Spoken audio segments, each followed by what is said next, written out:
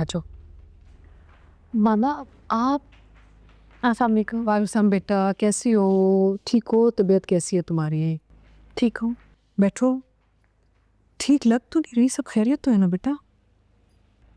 आपको पता तो है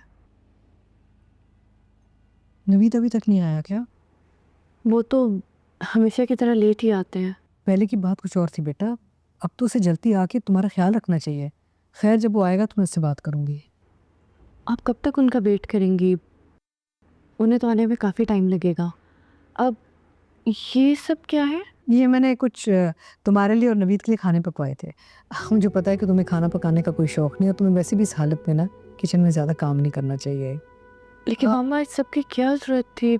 ज़रूरत की बात नहीं बेटा, अगर और कोई चीज़ खाने का दिल चाहे तो बता देना, मैं पकवा दूंगी तुम्हारे लिए। अस्सलाम वालेकुम। सॉरी, अस्सलाम वालेकुम। वालेकुम अस्सलाम।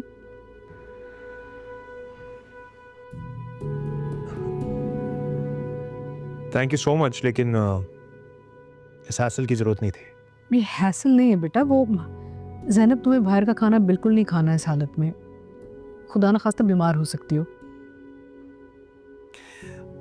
Oh, why do you pretend to care so much when you actually don't? मुझे प्रिटेंड करने की ज़रूरत नहीं बेटा, मुझे तुम दोनों की, इनफैक्ट तीनों की फिक्र है। Oh, please. मेरी और मेरी बीवी पे एहसान करना बंद करें। हमें इसकी कोई ज़रूरत नहीं है। नवीद, एहसान नहीं है, मुझे तुम लोगों की परवाह है, ये मेरी मोहब्बत है और तुम तीनों की फिक्र है अब मुझे। क्या मोहब्बत और परवाह? हाँ, मैं आपको एक बात बताऊं, आपको ना सिर्फ एक ही इंसान से मोहब्बत है, एक ही इंसान की परवाह करती है, उसका नाम है असद, जिसकी वजह से आपने मुझे खुद से अलग किया है। नवीद, तुम्हारा अपना फैसला था घर छोड़ने का, मैंने तो तुम्हें नहीं निकाला, अपने आप से दूर नहीं किया।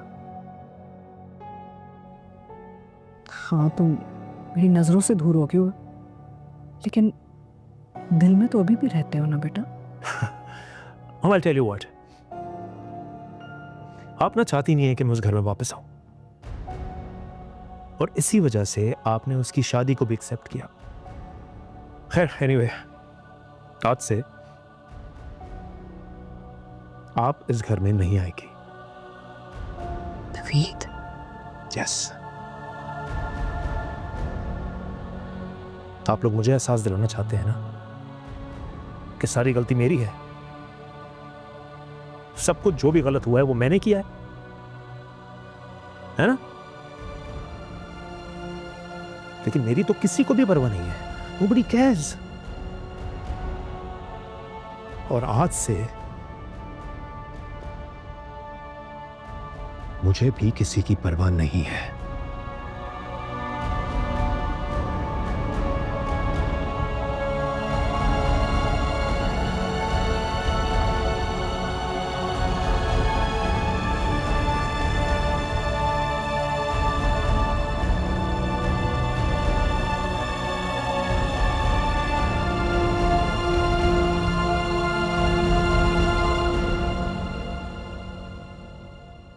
देखो असद, तुम एक मर्तबा फिर से मुझे ब्लेम करके ना ज्यादती कर रहे हो। फाद, मैंने तुम्हें कभी ब्लेम नहीं किया।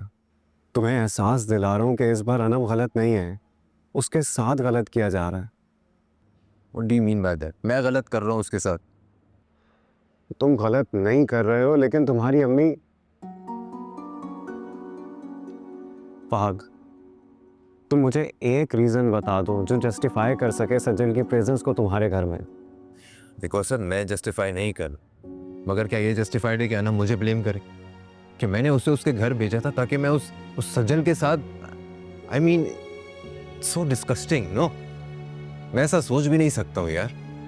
आई am not saying you are wrong, लेकिन look at the other side as well.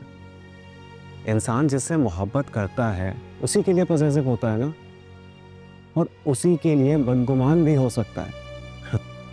नहीं असद, जिससे मोहब्बत की जाती है ना उस पर पूरा भरोसा किया जाता, एतबार किया जाता है।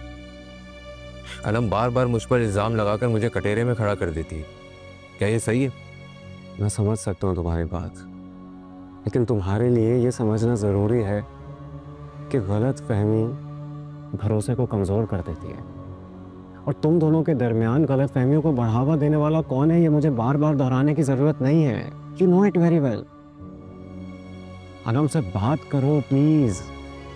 Do you know how upset she is?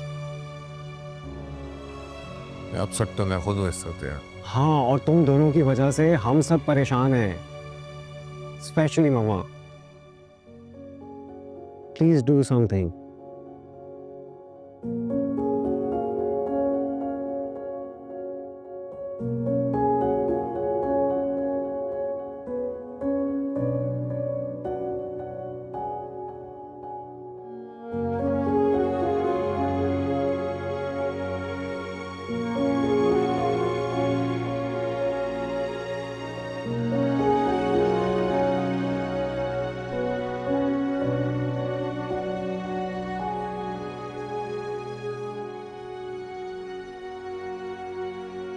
ये लड़की ना हमेशा जहर ही उगलती है। क्यों मिन्नतें करे कि तुम मत जाया करो उसके पास जलील होने के लिए। आंटी ये मेरा और अनम का मामला है, आप प्लीज़ बीच में मत बोलें। पता है, इसीलिए तो मैं बोल नहीं रही थी, वरना दिल तो चाह रहा था मैं से ठीक ठाक जवाब दूं, पर क्या करूं, खुद बड़ी मजबूर हूँ। अब आइंदा भी मेरे और अनम के मामले में मत इंटरफेयर कीजिएगा। बेटी का है ना तुम्हें दिल से, इसलिए अच्छा नहीं लग रहा था, बुरा लग रहा था। वो जैसे बेबुनियाद तोहमतें नहीं लगा रही थी सज्जल पर, इसलिए आपको सजल को रोकना चाहिए था। क्यों जाती है वो अनम के घर? ऐसे अच्छा थोड़ी लगता है कि सजल की वजह से अनम और उसके हस्बैंड में लड़ाई हो। तुम्हें हुए 4 दिन इस घर में आए हुए, तुम नहीं जानती हो इस घर के लोगों को कि क्या फितरत है उनकी, कैसे चाले चलते हैं वो। क्या मतलब? क्या कहना चाह रही हैं आप? रूसा, तुम सोने की भी बन जाओ ना, इस घर के लोगों के दिलों में ना घर नहीं कर पाओगी, चाहे तुम उनके पैर पड़ो।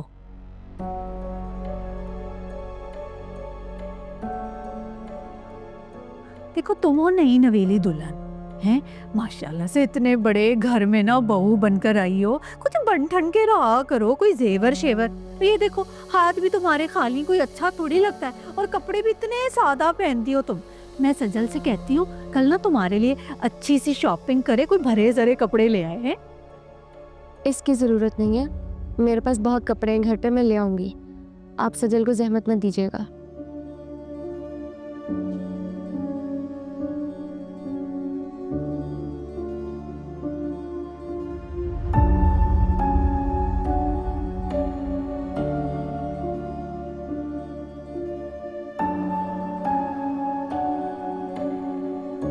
इतना